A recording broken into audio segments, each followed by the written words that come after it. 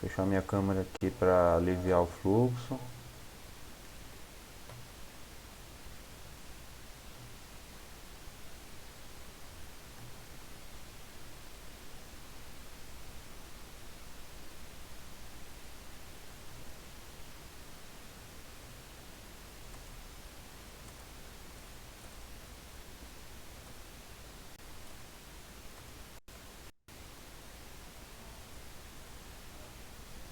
Por que não está mostrando?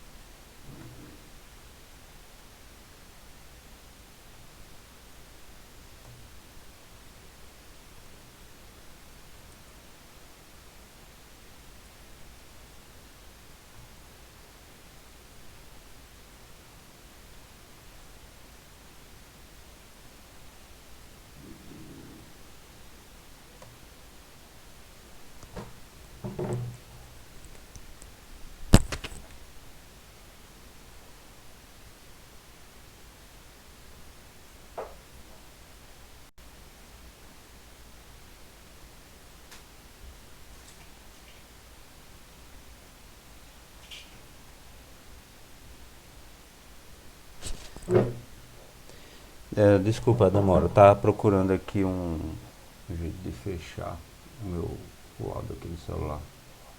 Sempre fica vazando um pouquinho. Tá, então vamos lá, pessoal. O nosso estudo de hoje é sobre a influência dos espíritos. Perguntas 473 a 488.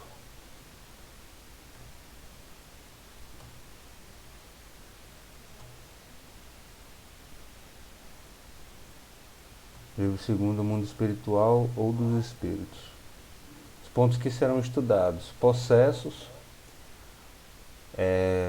convulsionários e afeições que os espíritos devotam a certas pessoas.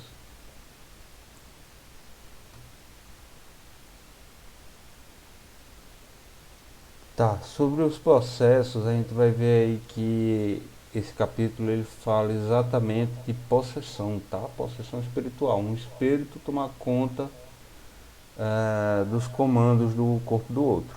Tá? Ele se apropriar do corpo de um encarnado.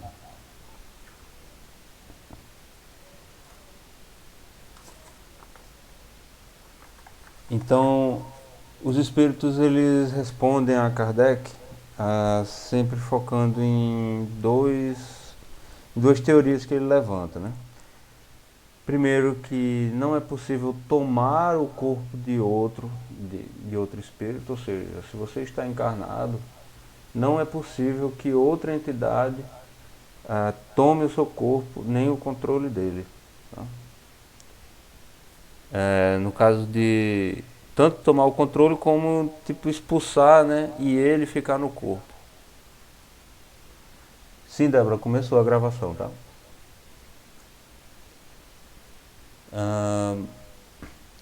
Uma outra possibilidade que o Kardec levanta é da coabitação dos espíritos, né?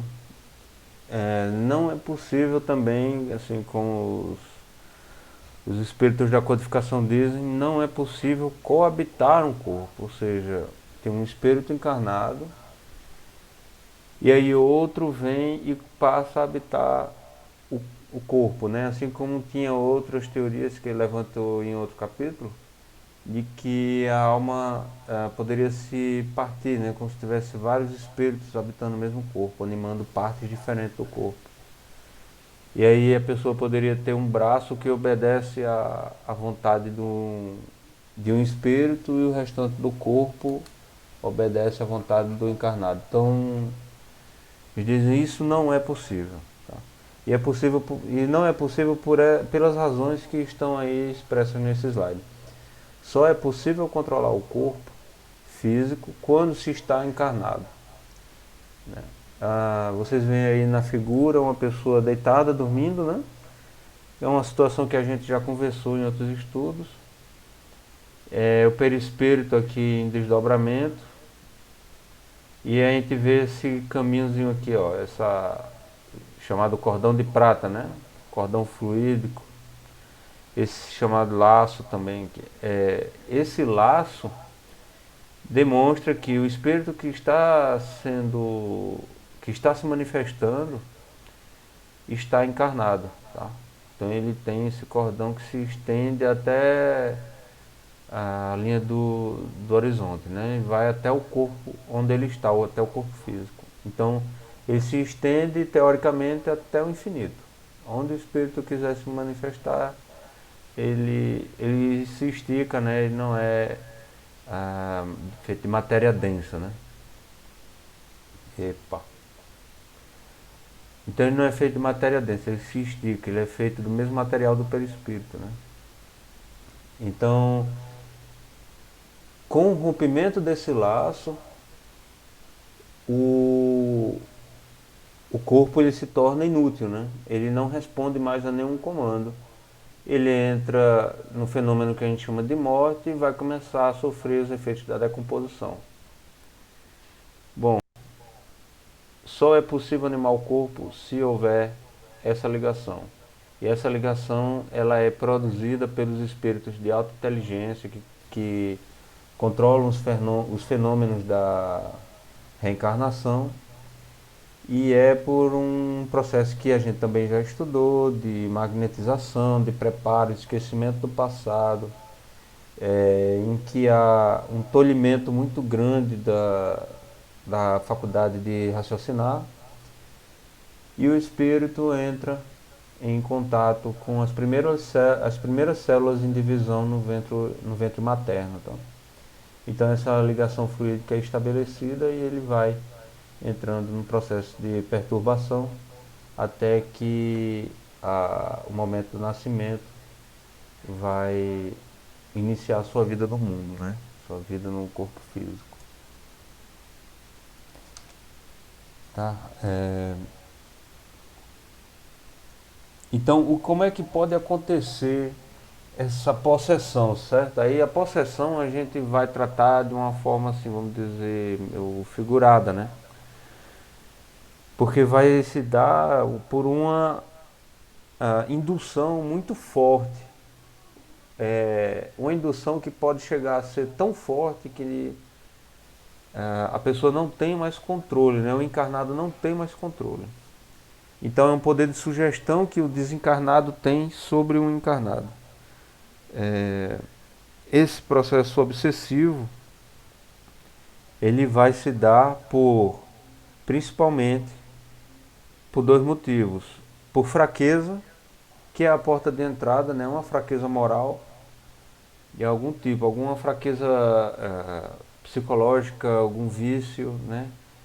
Algum mau hábito que vai ser a porta de entrada, vai ser o início, o estopim de um processo obsessivo. Mas muitas vezes o obsidiado, né, a pessoa que está sofrendo, o encarnado que está sofrendo a obsessão, ele se agrada dessa situação. E aí quando ele se agrada, quando ele não se incomoda com isso, não faz nada para mudar, ou seja, ele não tem vontade própria, né, para afastar aquelas más sugestões, aquelas más tendências, que vai esse processo se aprofundar, vai se agravar e vai ficar cada vez mais difícil de se resolver.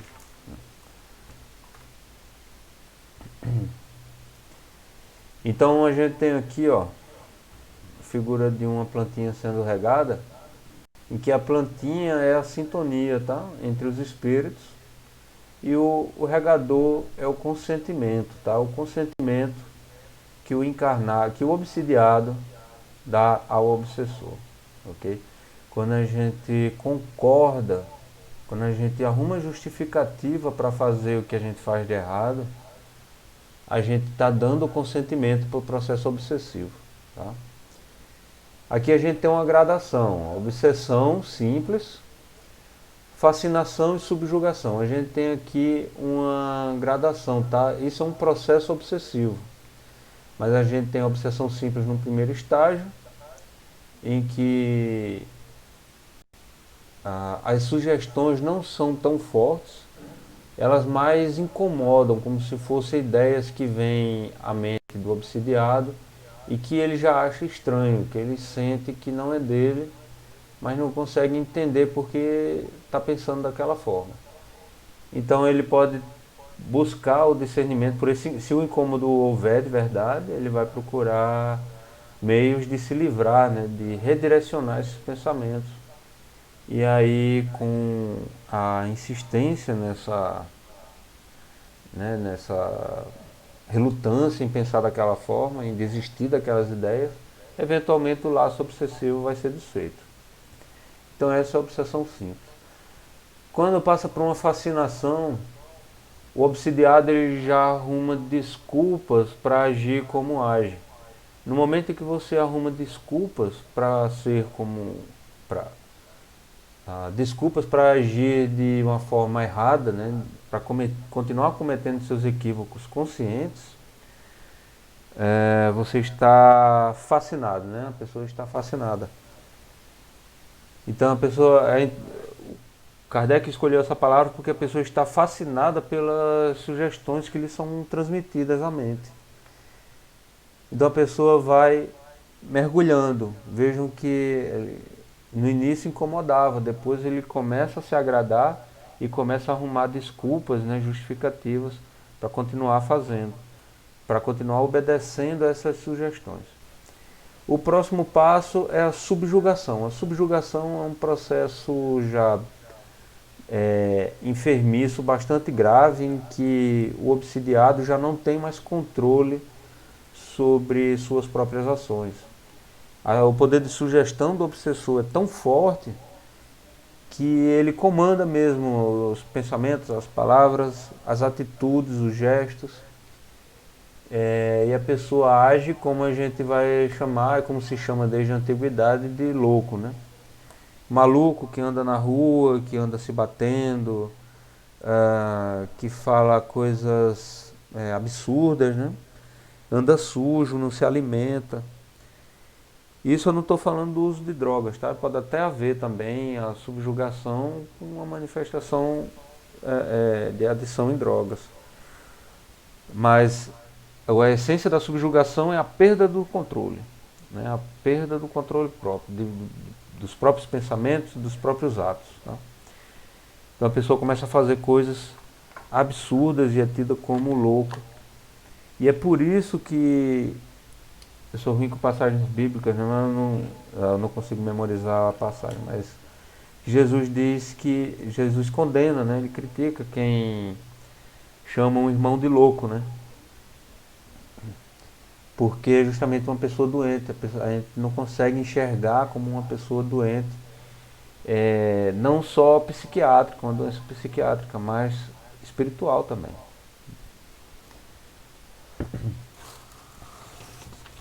E essa palavra aqui, tá? Sintonia vai ser preponderante no estudo de hoje. Sintonia é uma coisa extremamente importante para os espíritos. Um comentário aqui da Aninha. Então, até que ponto o cinema representa bem a obsessão espiritual? Porque eu estava conversando no grupo que achava o exorcismo de Emily Rose o mais próximo de uma subjugação. A Priscila comentou: eu não vi o filme para dizer, mas lembrei muito do Alexandre na fala do Daniel. A gente não vai achar ainda, né, um retrato muito fiel desses fenômenos, tá? Desses processos obsessivos. Mas é mais ou menos por aí mesmo, né? Esses filmes sobre exorcismo, sobre casos de possessão espiritual, são casos de subjugação, tá? No caso, aparentemente, né, assim, dá a entender que a pessoa subjugada ali tem mediunidade, né, também. É um processo muito intenso, muito forte que ocorre, inclusive com a presença de fluidos especiais, né, que somente um médium de efeitos físicos poderia proporcionar. Tá? Efeitos físicos sem a presença do médium não ocorrem. Tá? O Alexandre da novela A Viagem, né, que virou até meme, né, mas ele, na nossa opinião aqui, foi até bem retratado como um espírito, né, sofredor, um espírito de zonas umbralinas, né? Em vez de chamar de zonas umbralinas, eu até gosto de chamar de zonas de padecimento, né? Depuração. Zona de depuração é mais adequada, porque dali eles saem, né, direto para o socorro, né? Se tornam, depois de um período de sofrimento, eles se tornam aptos ao socorro. Aquela cena do Ivaldo que ele deixa de andar por conta do irmão desencarnado. Tá? Vamos até citar essa situação do Divaldo aí mais pra frente, em outro slide.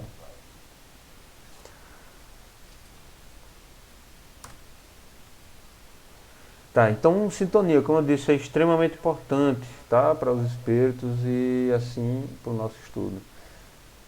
O único recurso útil para uma intervenção bem sucedida é a autoridade moral. Então essa intervenção aí no caso seria os trabalhos de exorcismo, tá? De afastar os espíritos maus, né? Que estão atormentando uma pessoa, que estão até causando doenças. Vocês veem aí essa figurinha, né? De um rádio. E de um lado, a gente, numa frequência mais baixa, a gente tem espíritos em sofrimento, né? Espíritos transtornados. E numa frequência mais alta, espíritos aí que já estão bem depurados, que estão em paz, que conseguem vamos dizer assim, uma relação com Deus, né, muito mais equilibrada e com os irmãos ao seu redor, muito mais saudável, equilibrada, mesmo que não esteja num nível de perfeição absoluta, mas já é um nível de felicidade que a gente desconhece, tá? A gente aqui do nosso planeta, a gente ainda não alcançou. Então a gente pode escolher, a gente tem esse rádiozinho que é controlado através das nossas inclinações, tá? Das nossas decisões. Se a gente vai sintonizar mais com os que sofrem ou mais com os felizes, tá? A gente que decide mesmo, só que para isso a gente tem que ter um pouco de entendimento, né? E trabalhar o desprendimento das coisas materiais. Então exorcismos, talismãs e outros rituais quaisquer aí, podem provocar até risos, né, dos espíritos maus ou sofredores, transtornados que estejam, até dos levianos, né, que estejam tentando só perturbar para se divertir mesmo, sem nenhuma intenção maligna. Né. O exorcismo é uma prática de igreja, né, doutrinária, é dogmático, e que algumas religiões adotam. E eles fazem verdadeiros rituais, descrito em livros, e a pessoa, o sacerdote que pode fazer o exorcismo, praticar o exorcismo, ele tem que passar por uma série de treinamentos. Só que isso tudo é forma, né? São palavras que a gente vê que pelo princípio da sintonia entre os espíritos, se você não tiver autoridade moral, não adianta o que você fala, o que você está fazendo, se você está jogando água, ou se você está jogando óleo, não importa o que você está fazendo, os espíritos vão caçoar, né? Eles vão continuar se divertindo e fazendo o que querem. Pode ser simplesmente um leviano, como pode ser um espírito muito sábio e sem nenhuma moral, né, extremamente mal, que está ali criando toda uma situação de perturbação, né, que pode levar inclusive à destruição, né, até a morte do corpo daquele que está sob a subjugação. Para se desvincular por contra... Opa, alguém abriu áudio? Fui eu, Dan. A gente vê até na reunião mediúnica, né, que não tem aquelas formas, né, nem símbolos e tal. Se o doutrinador, o doutrinador não tivesse autoridade moral, não convence o espírito, né? Não faz com que ele mude, que ele aceite ajuda. Então, assim, a autoridade moral que a gente fala não é só conhecimento do evangelho, não. É uma boa conduta, porque falar, recitar o evangelho, qualquer um de nós podemos falar. Agora, sermos exemplo de uma pessoa que tenta, de uma pessoa que está lá se esforçando, e também tocar esses espíritos com o coração, sem aquele ar de superioridade de julgamento, faz total diferença, né? É verdade. Então, para se desvincular por conta própria de uma obsessão, basta resistir por tempo suficiente e praticar atos avessos às más influências, até que a paciência do verdugo se esgote, né? O verdugo aí é o obsessor, tá?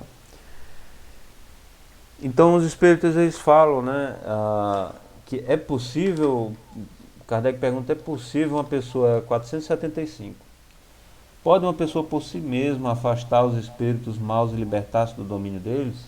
Nesse caso não precisaria, né, nem de talismãs, nem de nenhum ritual, nem de exorcismo, nem de sacerdotes. E eles dizem, sempre se pode sacudir um jugo, quando se tem vontade firme. Ou seja, a gente precisa resistir por bastante tempo e praticar atos contrários a essas más sugestões, né? Às ordens dos espíritos obsessores, até que a paciência deles se esgote. Né? Mais uma identidade, né, com um caso lá do Máscara de Ferro de Divaldo Franco, né? A gente vai comentar já já. A Aninha comentou aqui que Jesus expulsava os demônios só com a palavra. Imagine o magnetismo de Jesus. Exatamente, porque ele tinha um ingrediente essencial. Ele tem esse ingrediente que é a autoridade moral. Então, bastava um gesto, uma palavra, ele dizia sai e era irresistível, né, para os espíritos. Imagina a distância do nível de energia entre eles, né? E inclusive a autoridade no tom de voz de Jesus, né? Uma coisa que a gente não conhece. Que mesmo pra gente que se acha bom, que a gente se acha bonzinho, né?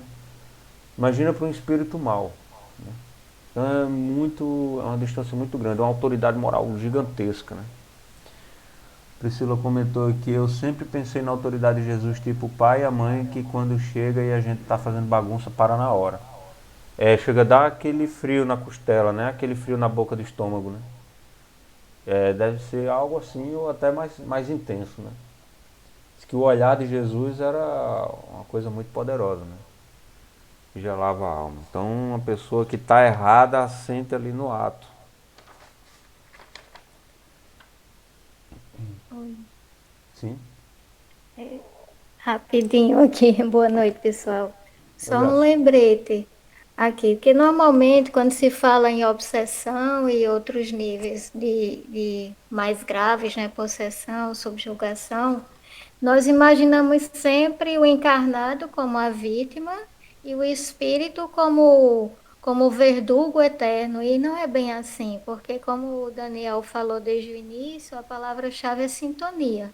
Então, em tudo isso, no cerne desse processo, existe meio que uma compatibilidade. Talvez a gente não perceba, talvez o próprio encarnado não tenha tanta consciência ou não medite sobre isso, mas o que existe é uma certa afinidade, uma vibração aproximada daqueles seres, o que torna a presença desse desencarnado, a proximidade, algo mais facilitada. Então, não é simplesmente afastar o obsessor através de ritos, de cerimoniais, seja lá como for, em que religião for, que vai solucionar de forma alguma. Pode-se haver sim algum afastamento da entidade momentâneo, mas logo que for possível, a aproximação se refaz, ele volta, vai dar uma voltinha e retorna. Porque os padrões de comportamento do encarnado permanecem os mesmos, os sentimentos também. Então, se não houver uma mudança real de comportamento, de moralidade, sinto muito, são só paliativos momentâneos, mas sempre vai haver aquela influência ali por uma questão de afinidade. Então era isso no momento. Exatamente, Graça. Essa é a questão mesmo. Ah, Ah, inclusive. Oi? Eu lembrei de mais um detalhe, dizendo, você pode confirmar para mim, Daniel, isso, que em algumas leituras dizendo que o que diferenciava, que tanto a subjugação como a possessão são pontuais, né? Não é que o encarnado esteja periodicamente sobre aquele processo, então ocorre em alguns momentos. E o que diferenciaria? A obsessão é contínua, mas a subjugação, a possessão são em alguns momentos específicos. E dizia que a principal diferença seria que a subjugação, o encarnado, ele tem algum lampejo de consciência de que, por exemplo, está procedendo, está recebendo comandos, está cumprindo, realizando aqueles comandos, embora malgrado a sua vontade. Ele não deseja, mesmo assim ele faz, porque o comando mental é preponderante sobre a vontade dele. Já na possessão, ele não teria consciência, então pode ocorrer um episódio de uma incorporação, algo assim, aquele pessoal típico, né, que se vê do nada, apaga e se vê é, portador de uma força que precisa de 3, 4 pessoas para segurar, mesmo que seja uma pessoa magrinha, franzina, mas uma força descomunal, chama a atenção geral e depois de algum tempo não recorda de mais nada. Se perguntar, você sabe o que aconteceu? A pessoa não vai recordar. Então eles classificariam como esse aí de possessão, né? Não tem consciência. Já a subjugação tem consciência, mas não tem controle das ações. Seria isso mesmo? É isso mesmo. Quanto ao intervalo, né, quanto perdura as sugestões, vai variar de acordo com a pessoa, com o nível de sintonia, né? A profundidade que já chegou essa relação entre os dois. Mas pelo menos dois, né? Que a gente inclusive tem na Bíblia relato, né, da legião, né? Que era uma multidão de espíritos, né? Dando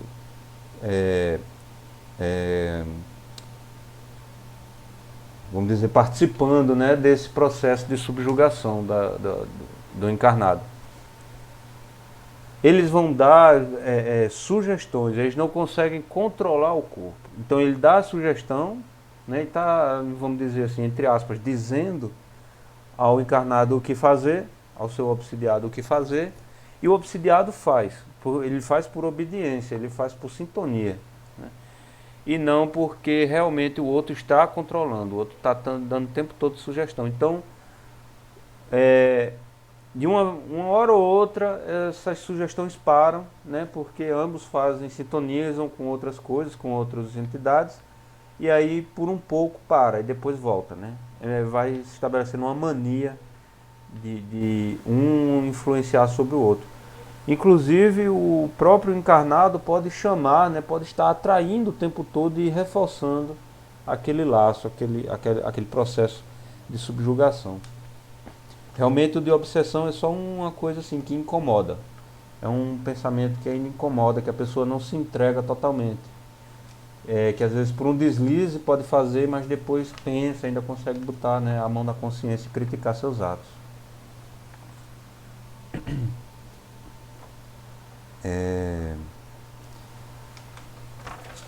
Tá, então vou passar aqui. Convulsionários. Graças, eu acho que eu deixei de tocar em algum ponto que você levantou. Não, né? Daniel respondeu todas. Muito obrigada. Tá. Aí tá, convulsionários. Então vamos começar logo definindo convulsão, tá? É importante a gente ter, pra gente não ficar falando só da obra de Kardec, vamos também lembrar um pouquinho da nossa ciência, que já evoluiu bastante. É uma forma severa de epilepsia, tá? Epilepsia, tá faltando só um E aí. O E tá no lugar errado. Forma severa de epilepsia, caracterizada por descontrole das funções autônomas e motoras, causadas por falhas na condução elétrica cerebral. Então, na época, até a época de Kardec ainda não dava para fazer essa medição, mas ele já tinha aqui no Livro dos Espíritos, né, esse, vamos dizer, esse diagnóstico prévio, né, esse prognóstico, aí, que era uma falha na condução elétrica. E hoje está confirmado que é isso mesmo. Então a epilepsia é uma manifestação patológica em que a pessoa perde o controle, tá, de várias formas de suas funções corporais. Tá? No caso da convulsão, é quando há descontrole das funções autônomas e motoras, ou seja, motor é o movimento dos músculos, né? A pessoa faz movimentos involuntários, se debate, né? Pode se machucar, é totalmente involuntário e extremamente forte. Inclusive isso me lembrou uma coisa que eu queria responder para você, Graça, vou já falar. E autônomas são as funções dos nossos órgãos, relacionadas aos nossos órgãos internos, né? Pode haver, a pessoa pode se urinar, né? Pode evacuar, pode vomitar, devido a um descontrole das funções autônomas, né? Movimentos peristálticos, por exemplo, ficam descontrolados e provocam vômitos. E tudo isso é causado por uma falha na condução elétrica, né? Então os impulsos começam a sair de forma desordenada, ativando partes do corpo, de forma que vai criar um comportamento patológico, né? E é fisicamente perigosa para a saúde da pessoa. Tá? Aí o que eu queria falar, Graça, ainda era sobre essa força, né, descomunal que você falou, que pode surgir num fenômeno num processo de subjugação, né? Pode ocorrer também em transe mediúnico e pode ocorrer também em situações de pânico ou de euforia. Essas forças que aparentemente é sobre-humana, na verdade vamos dizer assim, é como se a gente tivesse uma chave dentro do nosso cérebro que diz, eu só posso contrair meus músculos até aqui, a partir daqui é perigoso para a minha saúde. Tá? É perigoso para o ambiente que eu estou. Então a gente tem, e é instintivo, a gente tem esse controle, é muito forte, está no nosso cérebro primitivo, e a gente não escolhe o controle dele. Então quando a gente está consciente dos nossos atos, a gente tem esse gatilho que a gente não consegue desarmar. No entanto, quando a gente entra numa situação em que a consciência fica comprometida, inclusive numa situação de subjugação, vamos dizer assim, 100% da capacidade de contração muscular vai ser utilizada, tá? Em conjunto, de vários músculos de uma vez. Então, a força que se faz num momento desse realmente assusta, porque a gente não vê pessoas fazendo, né, esse nível de esforço. Mas não quer dizer que não seja perigoso, tá? Ele pode romper ligamentos, ele pode ter esgotamento físico, pode desmaiar, ele pode ter uma insuficiência cardíaca, né? Ele pode prender o fôlego, né, e fazer manobra de Valsalva e vir a desmaiar. Então tem várias situações. É um descontrole total do corpo, um uso extremamente perigoso da máquina orgânica, tá?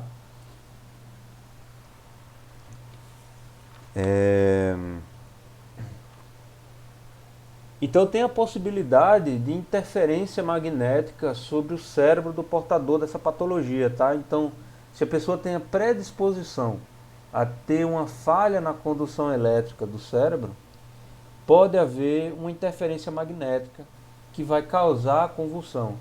E aí é nessa interferência, na presença dessa patologia, que a gente vai dizer que é um convulsionário tal qual está aí descrito nesse capítulo, tá?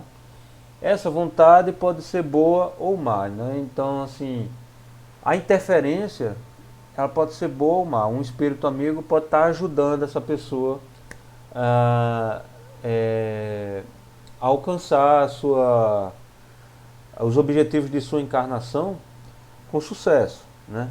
E aí ele vai estar meio que protegendo, auxiliando nessa condução elétrica cerebral, que é sutil o suficiente para sofrer a ação da vontade de um espírito, tá?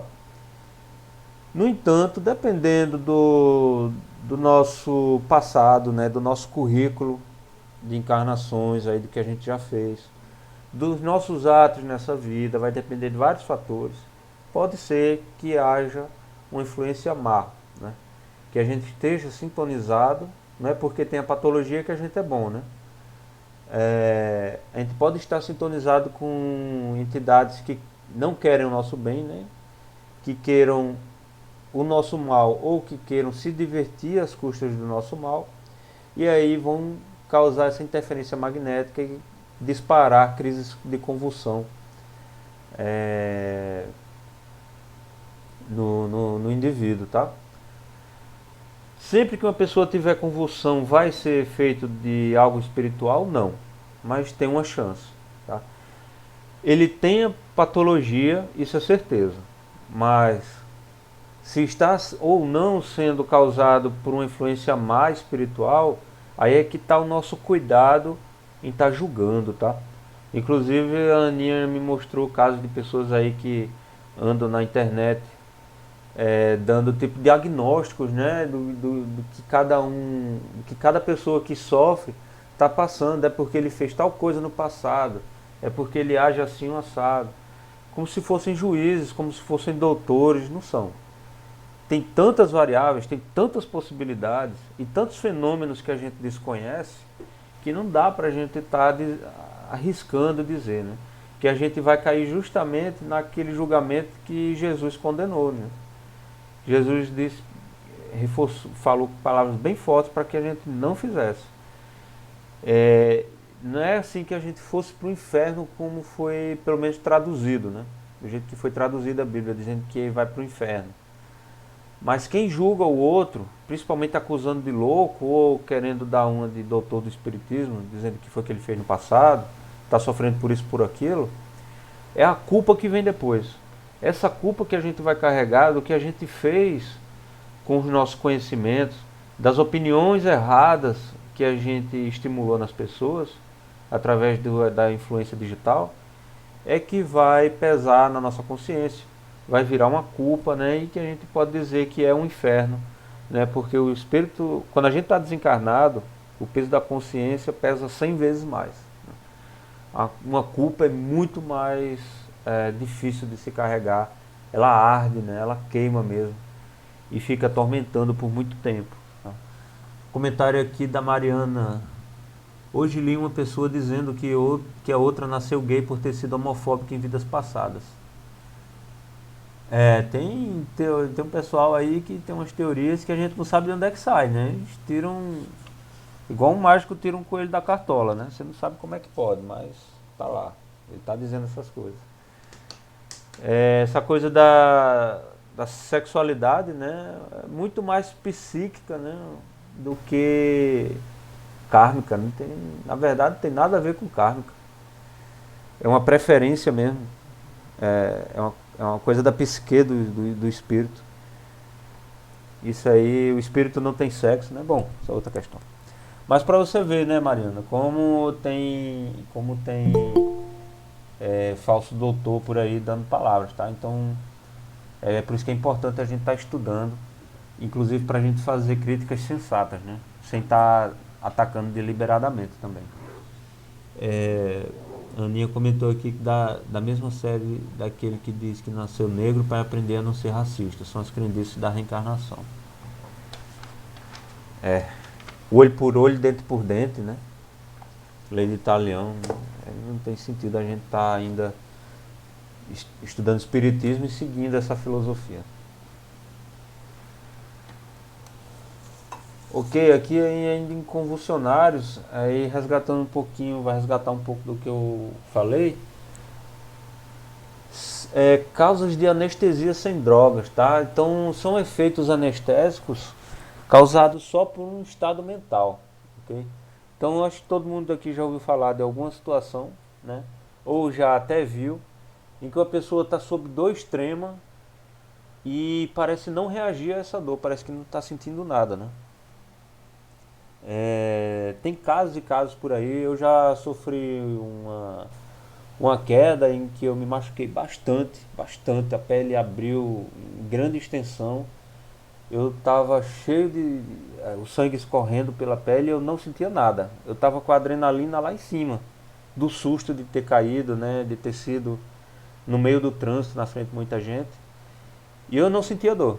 né? Eu só fui sentir dor, acho que mais de 1 hora depois que eu já estava sendo atendido no hospital. Aí foi que eu comecei a sentir dor. Né? Então a anestesia é um recurso fisiológico mesmo para a gente enfrentar situações difíceis. Né? A Fernanda comentou aqui que acidente geralmente a pessoa ajuda todo mundo ferido e depois não lembra o que fez ou aconteceu. A Aninha disse que tem uma síndrome neurológica onde as pessoas não sentem dor, síndrome de Riley-Day. Então vamos lá as causas, né? Tem a situação de dor extrema, né, em que a dor é tão forte que a pessoa realmente não sente, né? Dispara um gatilho que é uma defesa no mecanismo, uma defesa da mente, né? Do sistema neurológico, que ele ignora a dor, ele passa a ignorar a dor. E aí, às vezes a pessoa está com um ferimento severo, um ferimento grave, mas é tão sério que se a gente procurar entender esse recurso de defesa, é para a pessoa conseguir buscar ajuda, né? Conseguir buscar algum recurso para sobreviver. E aí o corpo, a mente, o sistema neurológico ignora a dor, né? Mas a dor auxilia na defesa do corpo. Auxilia, Graça, ela vai indicar onde é que está o problema, né? Mas quando é uma dor intensa mesmo, uma dor muito grande, às vezes a pessoa consegue ignorar. Porque o corpo vai disparar uma série de substâncias que vai ter um efeito anestésico. A adrenalina é um deles, né? Uma dessas substâncias. E aí, isso mesmo. E aí, outra causa é o pânico, né? Uma pessoa em estado de pânico também é a mesma situação. O sistema nervoso vai disparar uma série de substâncias, né, endógenas, tá? Criadas pelo próprio corpo, pelas próprias glândulas, que tem um efeito anestésico que a pessoa passa por cima da dor e vai embora. Né? Geralmente é na necessidade de sobreviver, né? Na necessidade de se salvar. A euforia, né? Um estado de euforia, que é como a gente está vendo aí essa foto, desculpem a foto horrível, mas é o que a gente está estudando, tá? Um estado de euforia. Vocês já devem ter visto vários rituais aí espiritualistas. Na Índia tem um que é muito famoso, que vários homens vão à rua se chicoteando. Tem uma ordem católica, não sei se existe ainda, mas já existiu pelo menos na Idade Média, em que os frades, os monges se chicoteavam, né, até o sangue escoar. E assim, conscientemente a pessoa não consegue suportar essa dor. A gente reage à dor e para o sofrimento. Mas eles conseguem entrar num estado de euforia, eles provocam isso, né? E vão ficando cada vez mais treinados a disparar esse estado de euforia, né? Geralmente a dor sentimos depois, quando o sangue esfria. E justamente quando o sangue esfria, que é quando passa o efeito, né, dessas substâncias endógenas, né? Tem essa questão de religiosidade como penitência dos pecados. É esse caso mesmo, Rafael. E inclusive para demonstrar a superação do espírito sobre a matéria, né? Muitas vezes eles fazem isso. Alguém quer comentar? Não? Questão de doença, né? Como a Aninha falou aí, a síndrome de Riley-Day, que a pessoa realmente não sente doença. A hanseníase, né, também destrói as terminações nervosas, a pessoa não sente dor, não sente a destruição do próprio corpo. Isso, a pessoa se autoflagela, a autoflagelação, né? A pessoa flagelar a si mesma. Rafael, justamente no Código da Vinci tem um personagem que faz essa coisa do autoflagelo, que é uma ordem católica, né? Uns monges que tem essa prática para se depurar, né? Eles dizem que é para se depurar. E eles entram num transe e ficam lá se punindo por muito tempo, né? Isso. E tem por hipnose, né? Também uma hipnose que pode ser a técnica psiquiátrica, né? De indução, e também a magnética, né? Que aí os espíritos vão conseguir fazer também nos estados mais severos nos estágios mais severos de obsessão, tá? Ô, Daniel, Sim? que é uma coisa que sempre me chamou muita atenção, né? Eu pude observar bem esses dois lados, pelo meu berço católico e há 10 anos adentrando na doutrina espírita, até estudando um pouco mais. Eu percebo isso, que o espiritismo traz o corpo como um vaso sagrado, né? Um instrumento de burilamento.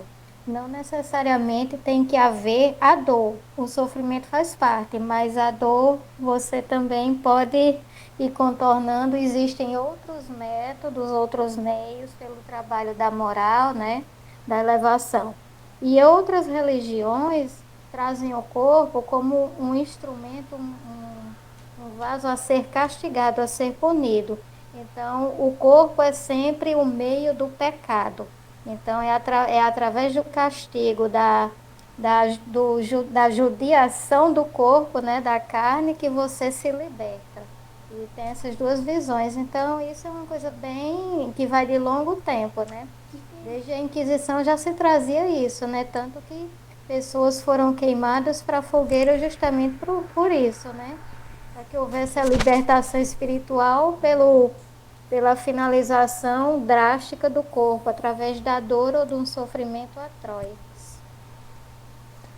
Isso, a Aninha até comentou aqui o nome da Rosa. É bem claro é isso que você falou nesse filme, né? Sorrir é um pecado, o corpo em si já é o pecado, né? Ele tem pecado nele.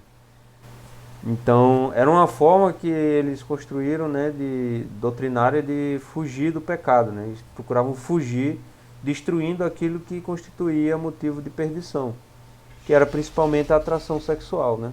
Que não cessa e dura a vida toda e todo mundo tem.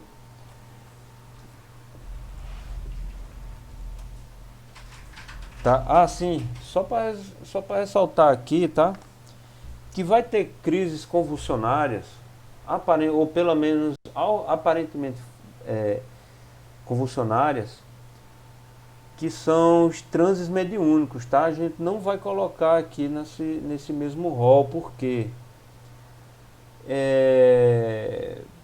principalmente em terreiros, né, de Umbanda, enfim, de religiões espiritualistas aí, que não vou saber nomear agora, mas em que eles se permitem um transe mediúnico totalmente descontrolado, né, e sem a educação que a doutrina espírita preconiza, tá? Que aconselha e que sistematiza.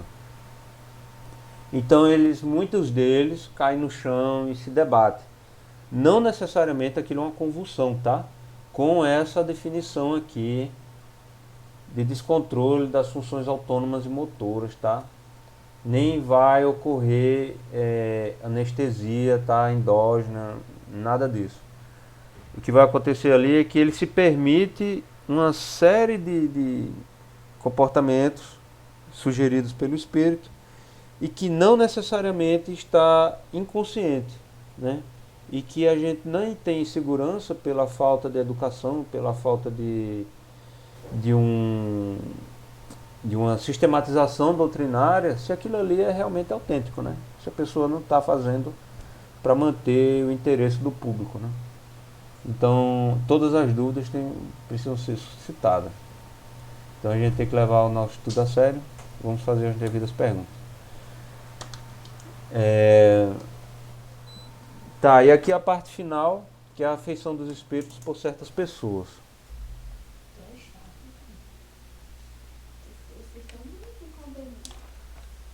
Então, a gente está vendo aqui uma imagem do Pica-Pau, né? Todo mundo, a maioria aqui deve ter conhecido, exceto se tiver alguém aqui muito moço. O Pica-Pau sendo levado pelo cheiro da comida, né? Ele vai flutuando seguindo a fumaça. A fumaça não, desculpa, o aroma, né? O perfume da comida. Então os espíritos são atraídos pela sintonia, né? A sintonia do pensamento, do mesmo jeito que o Pica-Pau é atraído aqui pelo cheiro da comida, tá? É quase como está aqui para os espíritos, a sintonia de pensamento é quase irresistível, tá? É muito forte. quase irresistível quer dizer, tem situações em que eles vão resistir, tá? Mas ah, pode, geralmente, alguma ligação vai se estabelecer. E aí, como a gente viu aquela figura do rádio, né? Pode ser com os sofredores, pode ser com os felizes. Tá? E pá, eu vou correr aqui que apareceu os 5 minutos, tá? Então a relação, para encerrar já, é uma conclusão até extraída aqui do Kardec. A relação dos encarnados com os desencarnados será, conforme a sua evolução, eles podem ficar contrariados com a nossa felicidade, podem trabalhar pelo nosso sucesso moral, ou podem ser indiferentes, tá? Eles podem nos ignorar também. A gente não precisa se achar, né, a última Coca-Cola do deserto. Eles podem nem estar aí pra gente. Tá? Então depende muito do nível de evolução e da sintonia que a gente está estabelecendo com eles. E nem sempre os espíritos obsessores têm algum laço de vidas passadas com a gente pode estar atraindo agora, tá? Uma sintonia pelas coisas que a gente faz agora, tá? A gente está cercado por uma multidão de espíritos e eles se afeiçoam pelo pensamento, não precisa ter uma história. Eles podem nos proteger de más influências, tá? Como eu falei, a influência pode ser boa ou má. Então eles podem realmente nos proteger conforme as suas possibilidades. Porque não é porque é um espírito amigo que ele pode fazer tudo, né? Que ele pode, que ele está em alto nível de desenvolvimento. Não. Ele pode estar no nosso mesmo nível e não ter muitos recursos de defesa, mas está ali dando as sugestões que ele pode, né? Ele está tentando nos ajudar. E os superiores tá assim, tá? Eu não consigo, enfim, mas tá assim no livro. Não consigo concordar assim 100% redondinho, não. Os superiores podem se rir, né, dos nossos males imaginários, né? Os nossos tormentos voluntários, né? Quando a gente inventa os nossos próprios sofrimentos. E os superiores podem acabar olhando para a gente assim como, eu imagino que os espíritos quiseram dizer, como a gente olha para uma criança que está zangada tentando fazer alguma coisa que não vai funcionar, né? E a gente diz, olha mesmo, olha só o que ele está tentando. Vai ter que aprender muita coisa ainda. Né? Então deve ser no sentido de rir assim, né? Ver a nossa inocência e achar talvez até fofinho. Podem se esquecer de quem deles se esquece, tá? Se a gente esquece naturalmente, como acontece entre encarnados, eles também podem nos deixar e passar a ficar indiferentes com a gente, tá bom? Então algumas figurinhas aqui. Nessa última imagem a gente tem a sintonia que o Divaldo, aqui é uma cena do filme do Divaldo com a Joana de Ângelo e o Máscara de Ferro, que é o obsessor, que odiava ele profundamente. O que é que o Divaldo optou? Seguir a Joana, e todas as ações dele eram contrárias às sugestões do Máscara de Ferro, exceto por uma vez que ele quase se joga da ponte, né? Então, no passar dos anos, de muitos e muitos anos, ele consegue dobrar, né, o ódio do Máscara de Ferro, tá? Pra gente encerrar, Graça, de repente eles acham a gente alma fofa, né? De repente tem mais de uma alma fofa, olha, é possível. Em qual frequência eu passo mais tempo sintonizado, tá? Vamos procurar pensar nisso, fazer uma prece rapidinho antes que o Mitos feche. Desculpa a pressa, pessoal. Vamos lá. Senhor, muito obrigado pelo encontro de hoje. Obrigado pelos recursos, pelo bom funcionamento da nossa tecnologia e que nós possamos levar as melhores impressões das nossas contribuições e das nossas interações. Que tenhamos uma semana de paz e o nosso próximo encontro se dê com a mesma paz e a mesma harmonia e proveito que de hoje. Assim seja. Então, pessoal, obrigado. Até a próxima, hein? Boa noite. É correndo.